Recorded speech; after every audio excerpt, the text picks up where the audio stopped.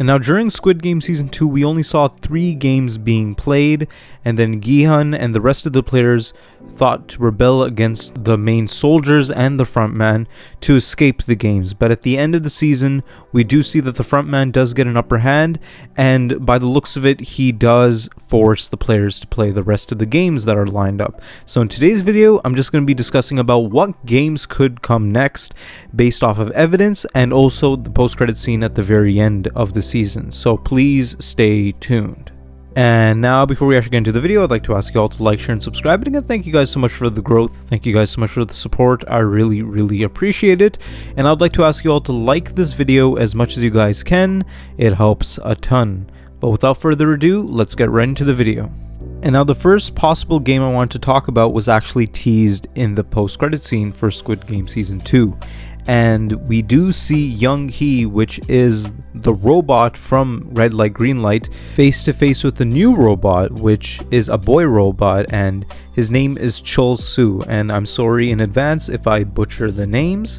So yeah, these two were teased in the post-credit scene for Squid Game Season 2, and what a lot of people may be thinking is that this is just another version of Red Light Green Light. And when I first saw the post-credit scene, I thought that this was going to be some sort of more difficult version of Red Light Green Light, whereas Gihan found a way to work around Red Light Green Light by putting the people behind, right? Whoever's bigger, put them in front, and whoever's smaller, put them behind the bigger people, so then even if they do move, Young Hee will not detect them. So what I originally thought is that you have Chol Soo in the back detecting the people from behind, so no one could move whatsoever, which could also happen, but it would be pretty lazy to have Red Light Green Light all over again. And what a lot of other people are theorizing is that this is Jack and Jill. People are naming this Jack and Jill, and if you're all familiar with the story of Jack and Jill from, you know, school and poems and stuff like that, the whole story goes like this: that Jack and Jill went up the hill to get a bucket of water, and they come down and they fall down, right? I mean, that's not the total poem, but that's the base of the whole story. And so my theory here for this game, if it's Jack and Jill, is that there's going to be buckets of water involved. Now, if this is Red Light Green Light, but just you have to hold a bucket of water and not let it drop, or if it's this way, that Young Hee is on top of some sort of hill and Chol Soo is at the bottom, and it's another version of Red Light Green Light where you have to go to the top, you have to fill up a bucket of water, then you have to come down back to Chol Soo, which is of course the finish line, and you make it there without dropping a drop of water or spilling the bucket in general, and that's how you win the game. I think that that could happen as well, which is very difficult, but it would be very crazy if this is another version of Red Light Green Light, but just name it Jack and Jill, and all the players have a bucket of water each. They have to go refill it and come back down without dropping it, so then they could of course win the game. And I think that that'd be way harder, and I think characters like player 149 and player 222 would have a very difficult time with this game, because player 149 is an old lady and buckets of water are pretty heavy, so it's definitely going to be very difficult for her, because if you have to go up the hill then back down the hill with a bucket of water, and of course a bucket of water being very heavy, I think she'll spill it. And if the rule of the game is to not spill the bucket of water or to not fall down, I think that if you were to have a character death, a major character death, I think it would be player 149 during this game. And now when it comes to player 222, as we all know, she is pregnant, so it's basically the same thing there, that having a pregnant lady go up a hill and then getting a full bucket of water and then coming back down the hill, I think that that would be very difficult, and it would practically be impossible at that point for her. And if they have like some sort of other addition to that game, such as like you have to be tied down with a partner, because you have to imitate Jack and Jill, right? You have to get a partner and then you have to tie their legs together or something like that, or both of you have to hold the bucket of water together and go down. It's definitely a lose-lose situation for both of those characters. But the next two games I'm going to be talking about were teased during the season. And now, as we all know, in Squid Game Season 1, we did kind of know the games because they were painted on the wall. Of course, back then, no one noticed it, but now that if you rewatch Squid Game Season 1 and then watch Squid Game Season 2, you could totally see that there are games drawn on the wall, which basically indicates what games the players are going to be playing. And now the first game from these paintings I want to talk about is monkey bars. And of course, like, you all know what monkey bars are, right? You know, they're at every single playground you go to. And I think that this is going to be treated like how the tiles game worked in Squid Game Season 1, where you had to jump on the glass tiles and then you had to hope that you chose the right tile that is made out of glass, and if it's not made out of glass, then of course you fall down and die. I think the monkey bars game is going to be working like that, but it's not going to really be as complicated as the tiles game was, because unlike the tiles game, I think the monkey bar game is going to be just a test of strength, right? If you could just make your way across without falling down to the ground with monkey bars. And I think that, again, player 149 and player 222 are going to have a very, very hard time with this game. Again, same reason as I pointed out before, old lady and pregnant lady, right? I think that monkey bars is going to be impossible for them, but I think that it's going to be very interesting because the characters that are going to be left are going to be the strongest and more athletic characters. And I think that another character that could die from this game is player 100, and that is also because he's an old man and he's pretty overweight. So yeah, I think that monkey bars is going to be very interesting, and it's going to be a lot like the tiles game from Season 1.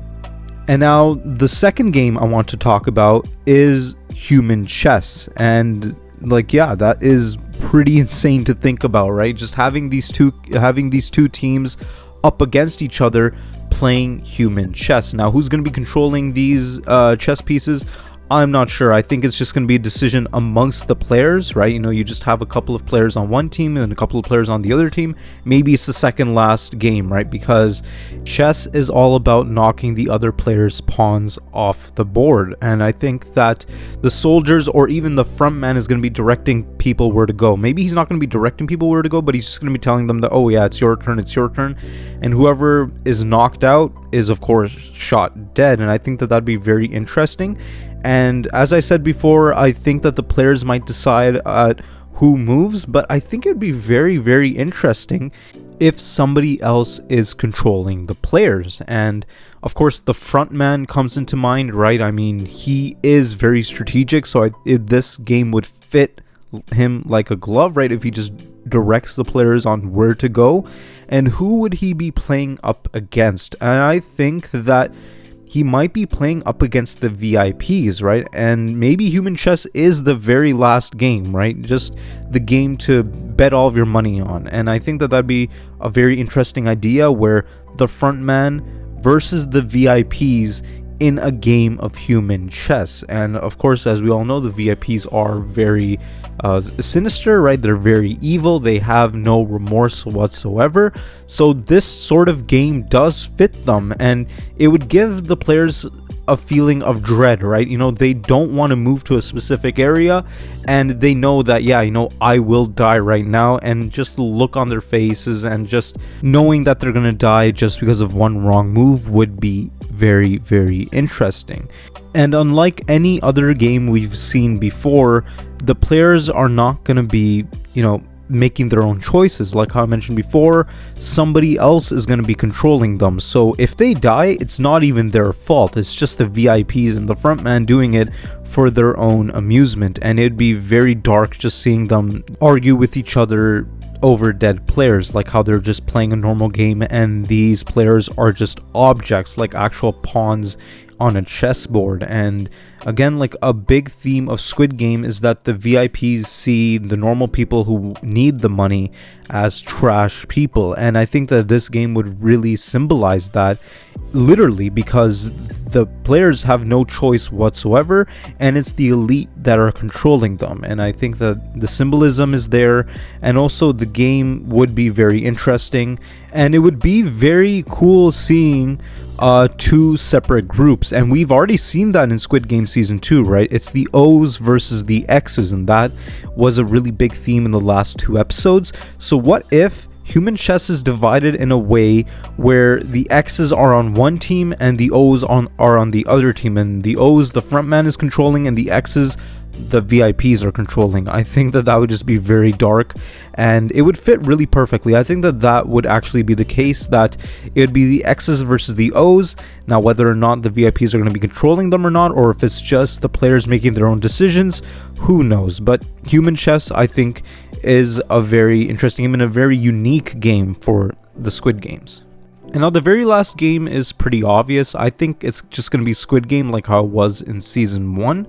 But if Gi-hun is going to survive until the very end of these games, I think that they would change it up a bit, and maybe it's the front man versus Gi-hun for Russian roulette, right? I think they actually might be playing Russian roulette, and just like the first episode of Squid Games, I think that Russian roulette is going to be a really big theme for the finale of this season, and it's just going to be the front man testing Gi-hun's luck, just like how the salesman tested Gi-hun's luck by playing Russian roulette.